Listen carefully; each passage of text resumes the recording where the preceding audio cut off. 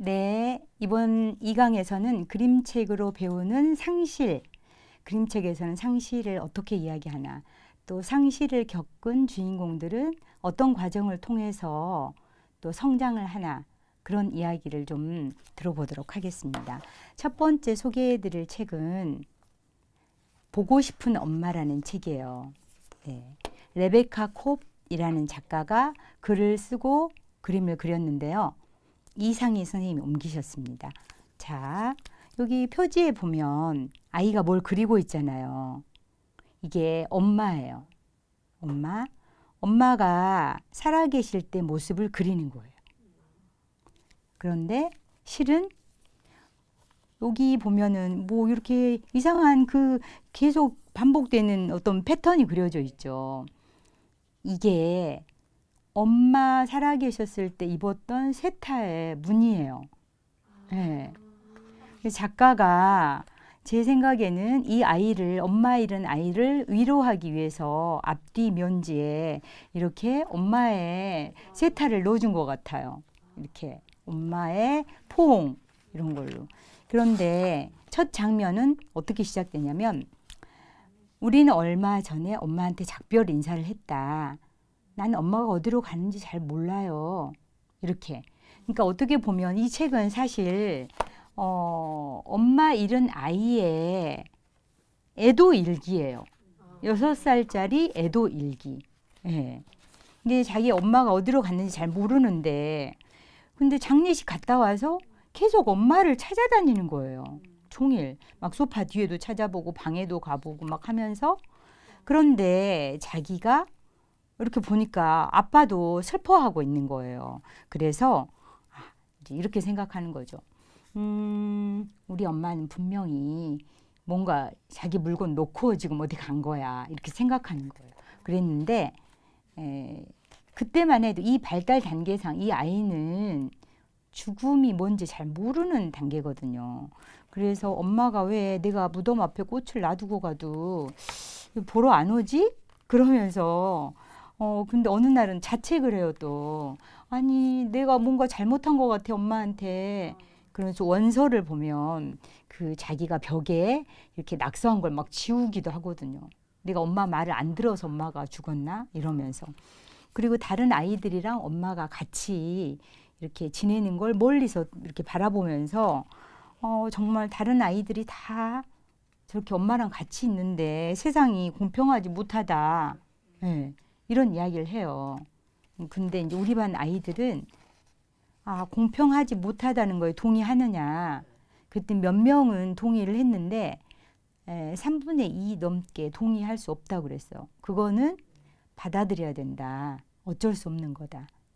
네. 근데 이게 그림책이 아니고 그냥 이런 상황은 어쩔 수 없어. 받아들여야 돼. 이거하고는 다르잖아요. 접근 방식이. 근데 자기 애들 스스로의 입에서 공평의 문제가 아니다고 이야기를 하는 거예요. 근데 이제 얘가 엄마가 너무 궁금한 거예요. 그래서 아빠한테 물어봐요. 지금 손에 그 엄마 세타를 끌고 다니는 거예요. 계속 엄마는 죽었지만 이렇게 끌고 다녀요. 네. 그래서 아빠한테 물어봐요. 아빠, 엄마 언제 돌아와? 이렇게 물어보니까 아빠가 꼭 껴안아주면서 뭐라고 하냐면 엄마는 죽었다고. 근데 우리나라에서 상실을 겪고 있는 아이들, 특히 엄마를 잃은 아이들한테 어른들이 이렇게 어린 아이한테 엄마는 죽었어. 이렇게 직접적으로 이야기를 못하죠. 그리고 못하게 하죠. 그러나 외국의 그림책들을 보면 이론서에 보면은 전부 아이에게 있는 그대로 사실대로 죽으면 다시 돌아올 수 없다는 비가역적인 그런 상태의 이야기를 꼭 해주라고 하거든요. 그러면서 뭐라고 하냐면 누구든지 한번 죽으면 몸을 움직이지 못해. 그리고 엄마도 그래서 엄마 못 돌아오는 거야. 이렇게 말해 주는 거예요. 네. 그리고 이제 이 아이는 계속 내가 뭔가 잘못했나? 이렇게 자책감을 갖잖아요. 어른도 마찬가지예요. 그거는. 왜냐하면 내가 엄마한테 아무리 잘했어도 자식은 내가 엄마한테 부족한 거, 뭐 아이를 잃었으면 아이한테 부족한 거, 또 내가 아버지를 잃었으면 아버지한테 뭔가가 다 충분히 못해드린 것만 생각나서 어떤 자식이든 자책을 하는 거잖아요. 이 아이 마찬가지예요.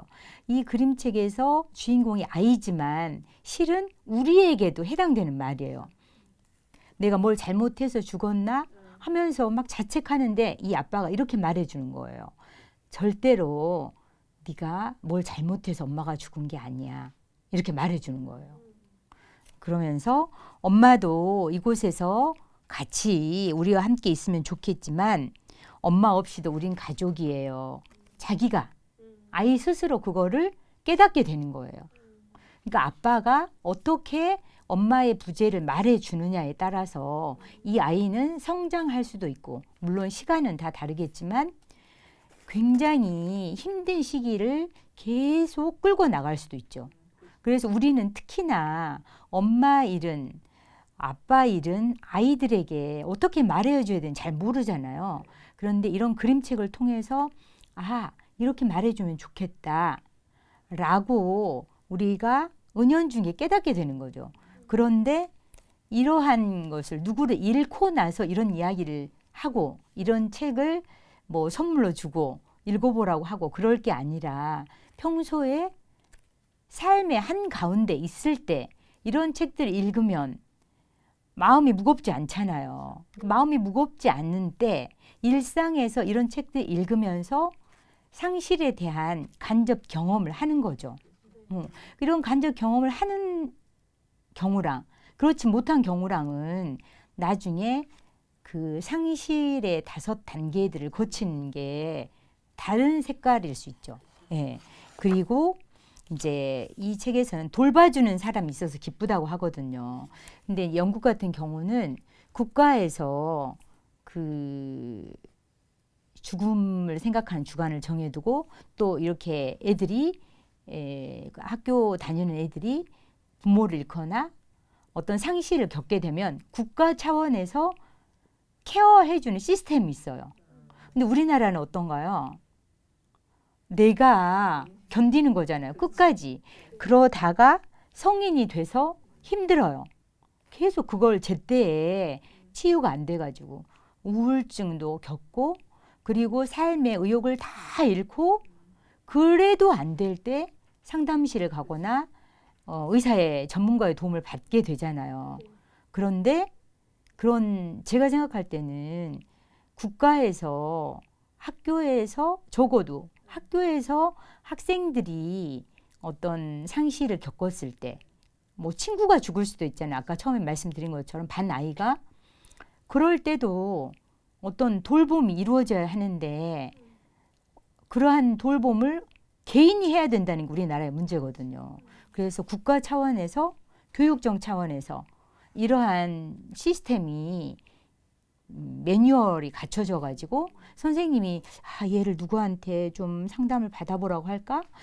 누구한테인가 좀 어떻게 얘를 말해야 되지? 그거 말고 이런 일이 발생하면 자동으로 돌봄 시스템에 연결이 될 수 있는 그러한 교육의 역할 그런 것들이 굉장히 중요하다고 생각해요. 그래서 영국 같은 경우는 그런 게 잘 돼 있다는 거. 그래서 우리나라 아산재단에서는 그런 기관을 탐방을 또 했더라고요. 선생님들도 관심 갖고 계시다가 기사도 찾아보고 하면 좋을 것 같아요.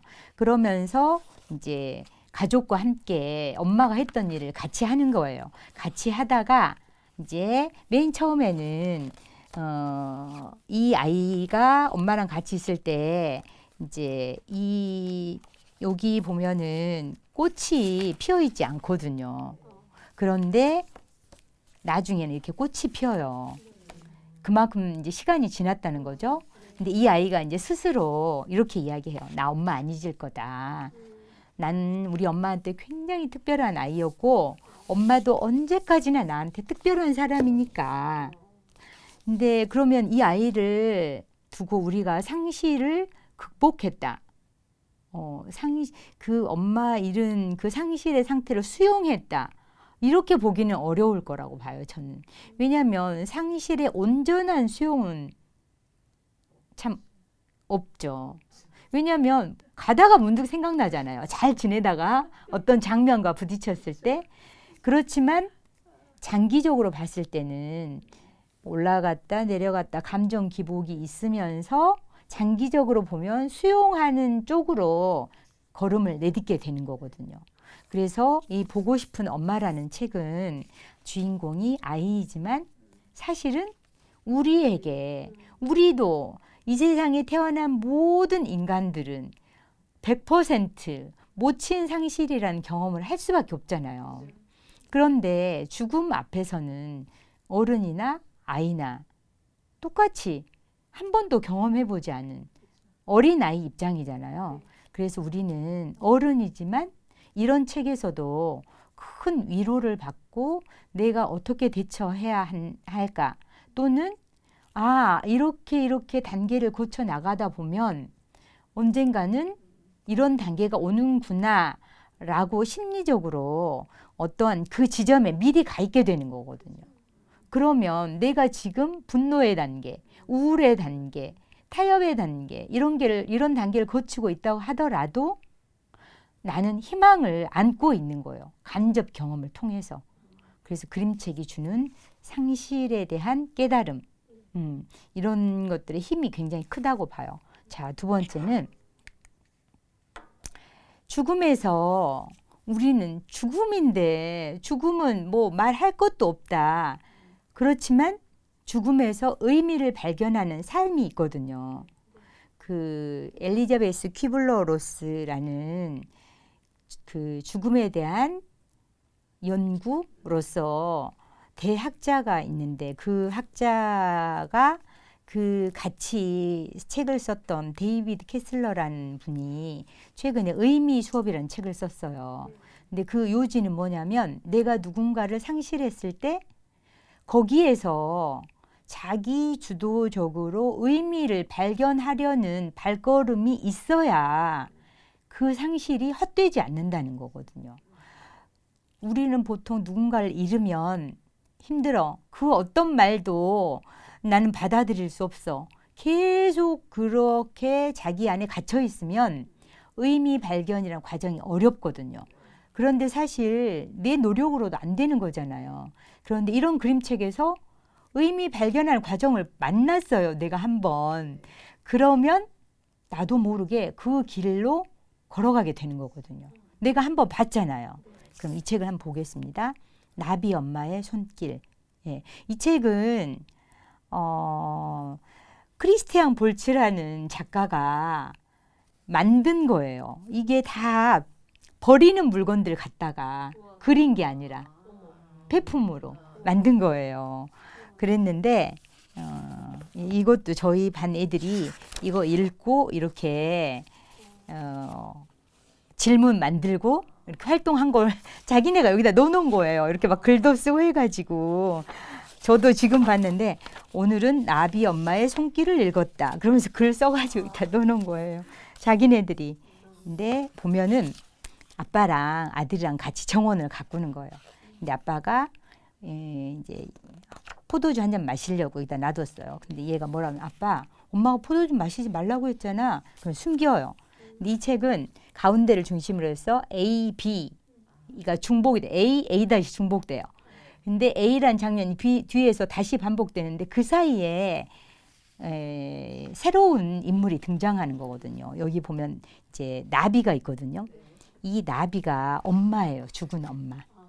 엄마가 죽었는데 둘이 정원을 가꾸면서 그렇지, 엄마가 포도주 마시지 말라고 그랬지. 그러면서 이제 둘이 막 정원을 가꾸는데 아까 살아있는 모든 것은에서 그럼 사람은? 하고 질문을 던지잖아요.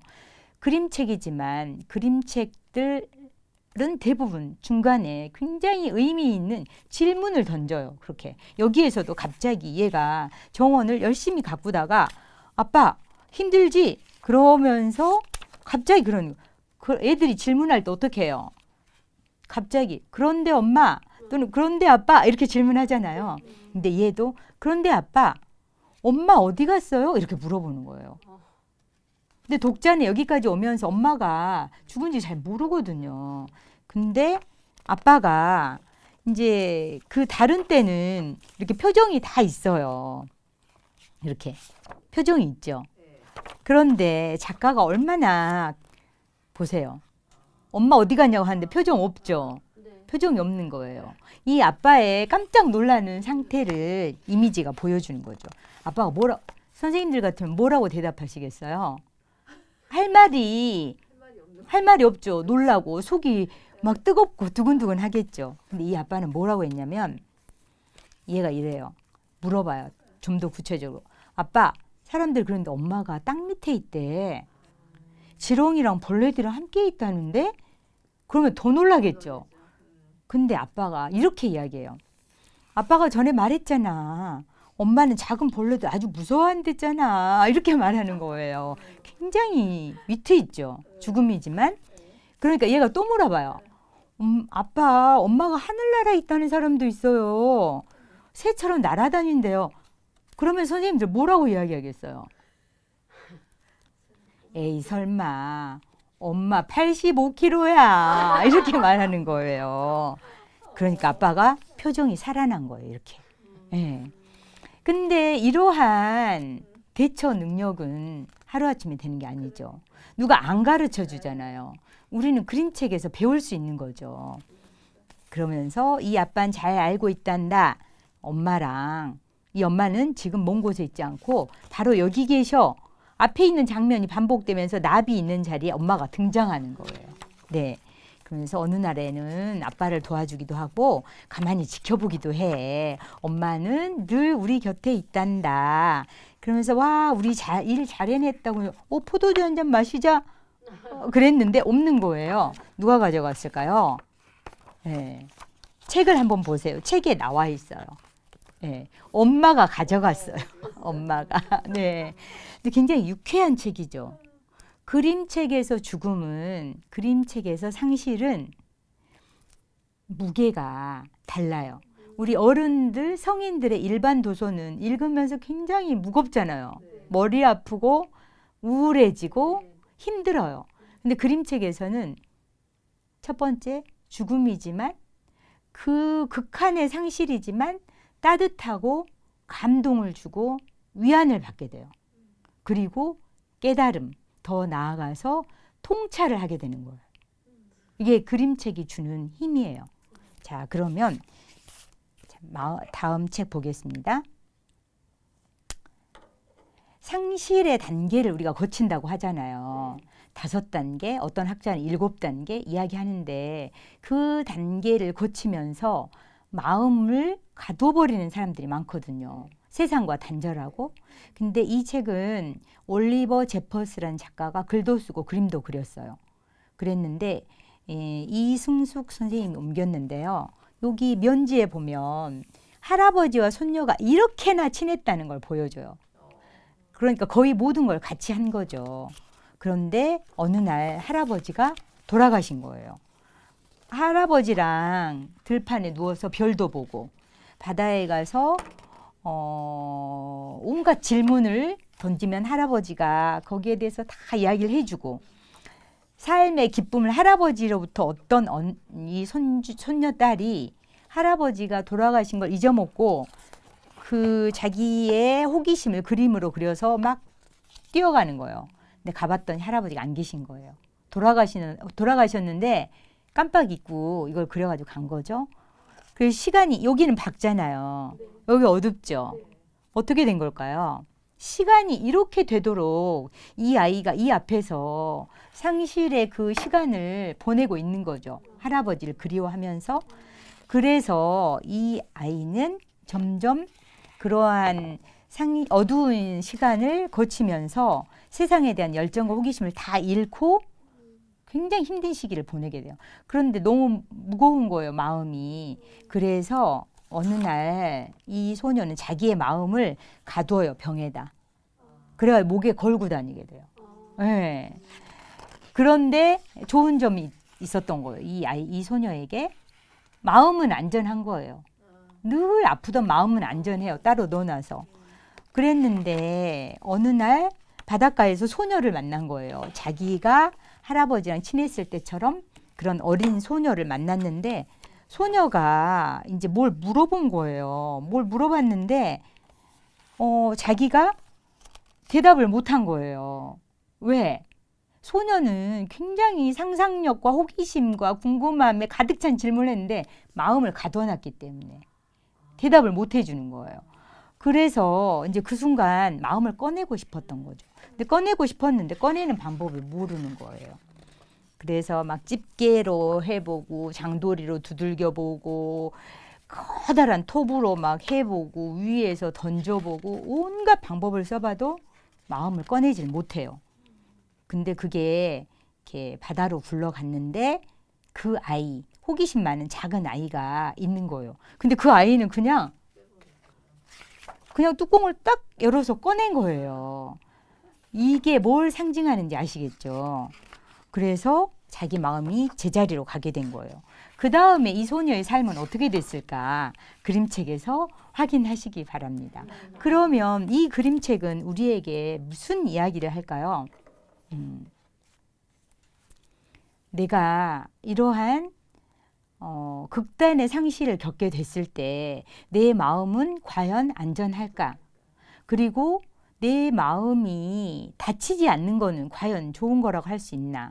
그리고 내가 살면서 그 나에게 그 어떤 누군가가는 그러한 소녀로서의 그런 어떤 인물을 언젠가는 만나게 될 수 있다는 그러한 메시지를 주기도 해요.